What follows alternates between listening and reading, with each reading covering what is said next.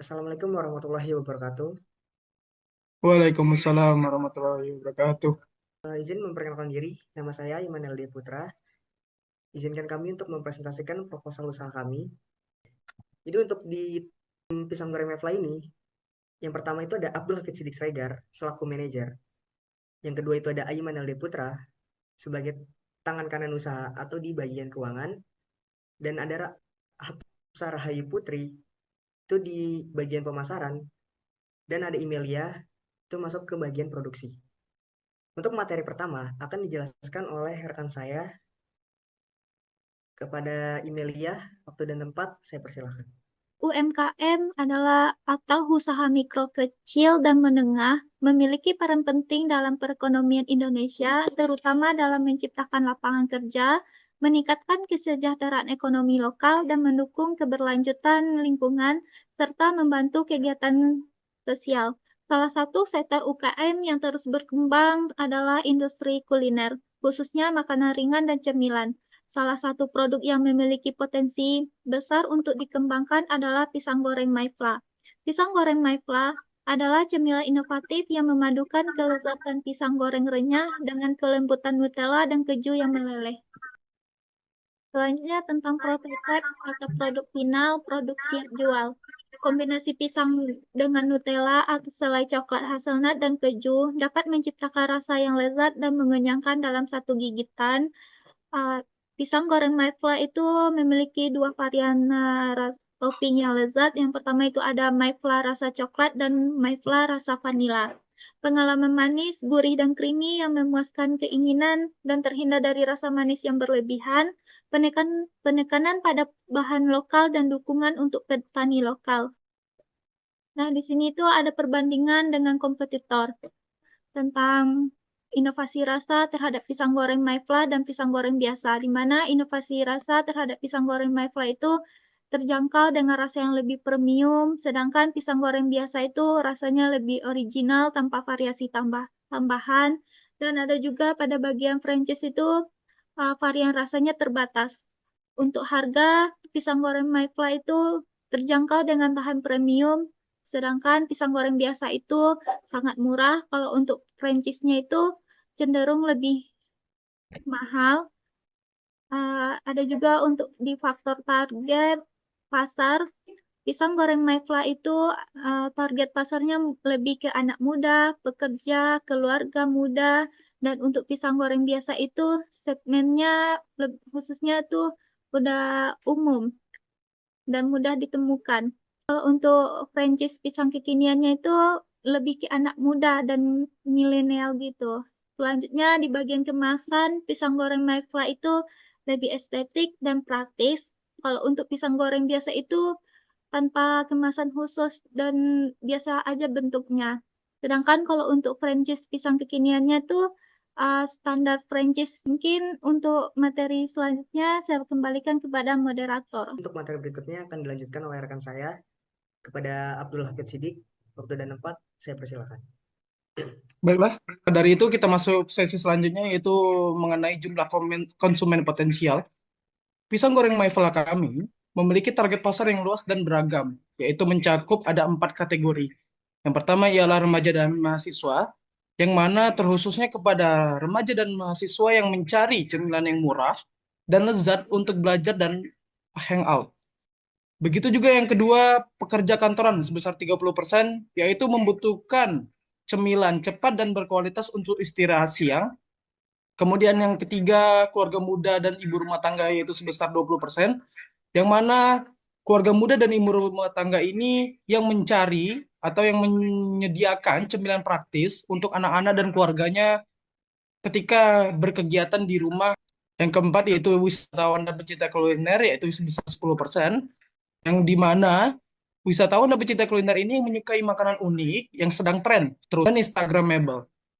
Baiklah, dari target pasar kami yang tadi, tidak lupa juga kami melihat lagi legalitas dan standar tentang produksi olahan kami, yaitu di mana tim kami menerapkan standar keamanan pangan yang tinggi, yang di mana terkait pasokan bahan baku yang digunakan oleh tim kami yaitu berasal dari pisang yang beredar dari komoditi lokal pertanian lokal.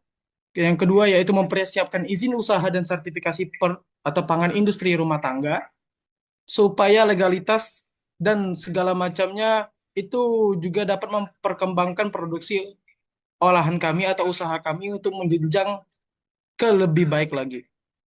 Yang ketiga yaitu memilih bahan baku yang berkualitas dan higienis. Ukuran pangsa pasar. Penelitian pasar menunjukkan potensi pasar yang besar untuk pisang goreng Mayfla. Strategi pemasaran akan fokus pada penetrasi pasar lokal untuk membangun dominasi dan brand awareness pada pasar kuliner Indonesia. Terkait strategi pemasaran, di sini kami bagi empat.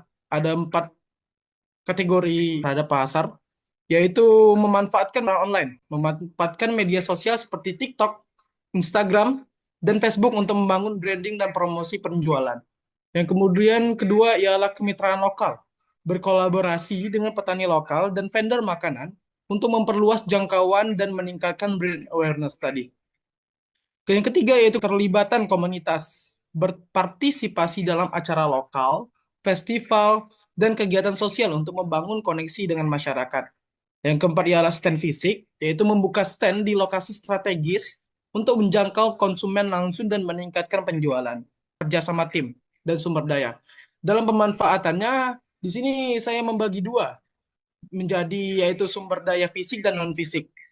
Dalam pemanfaatan sumber daya, saya dan tim berkomitmen untuk memaksimalkan kemampuan masing-masing dari anggota tim yang dengan melakukan cara, yaitu pertama, pendekatan kolaboratif, memanfaatkan kemampuan dan keahlian masing-masing untuk membagi tugas dan penanggung jawab secara efektif. Mungkin selanjutnya saya kembalikan kepada moderator. Oke, untuk selanjutnya kita masuk ke bagian keuangan. Karena untuk memulai suatu usaha, kita memerlukan modal. Dan modal di dalam pisang goreng Mevla ini termasuk mencakup biaya bahan baku, biaya alat, dan biaya penunjang. Itu total biaya bahan baku untuk pisang goreng Mevla ini sebesar 547.500. Angka ini itu untuk menghasilkan 100 kemasan. Dan untuk total biaya alat, di awal kita memerlukan pembelian alat itu sebesar 3.049.000.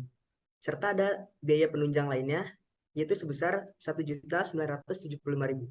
Jadi untuk total seluruh biaya di awal, modal awal untuk memulai usaha pisang goreng Mevla ini yaitu sebesar 5.571.500. Dan untuk penjualan kami menargetkan 100 kemasan per hari. Dan satu kemasan itu kami hargai dengan harga 10.000 per kemasan.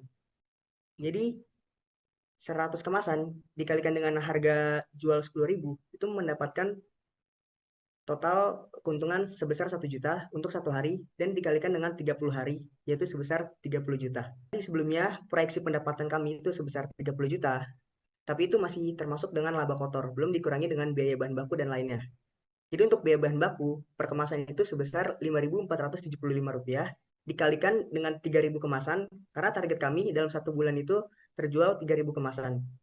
Ditambah dengan biaya alat dan penunjang sebesar 5.024.000. Jadi untuk biaya pokok penjualan itu dalam satu bulan itu sebesar 21.449.000. Oke, selanjutnya untuk penghitungan laba kotor yaitu pendapatan dikurangi dengan HPP. Karena pendapatan bulanan kami sebesar 30 juta dikurangi dengan HPP itu mendapatkan hasil 8.551.000. Selanjutnya laba kotor ini dikurangi dengan beban operasional. Karena dalam satu bulan itu kami ada biaya gas dan listrik serta ada penyusutan alat. Untuk dalam satu bulan biaya gas dan listrik yang kami pakai itu sebesar 170.000 ditambah dengan biaya penyusutan alat sebesar 1 juta. Jadi total untuk beban operasional yaitu sebesar 1.170.000. Dan untuk perhitungan laba bersih dalam satu bulan, yaitu laba kotor dikurangi dengan beban operasional, yaitu sebesar 7.381.000.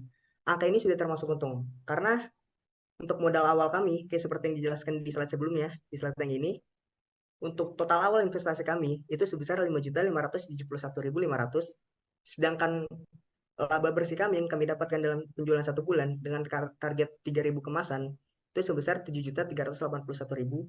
Jadi dalam proyeksi ini dapat dikatakan bahwa usaha pisang goreng Mevla kami termasuk mendapatkan keuntungan dalam 1 bulan. Baik, mungkin untuk selanjutnya akan dilanjutkan oleh rekan saya yang bernama Hapsah Rahayu Putri. Kepada Hapsah, waktu dan tempat saya persilakan. Terima kasih kepada moderator. Baiklah, di sini saya akan membacakan kesimpulan dari hasil pisang goreng Maisla kami. Pisang goreng Maisla adalah bisnis cemilan yang inovatif dan berkelanjutan. Ini memiliki visi yang kuat untuk membangun brand dan mencapai kesuksesan. Baik, Saya kembalikan ke moderator. baik, terima kasih kepada Hapsah. Sekian, terima kasih.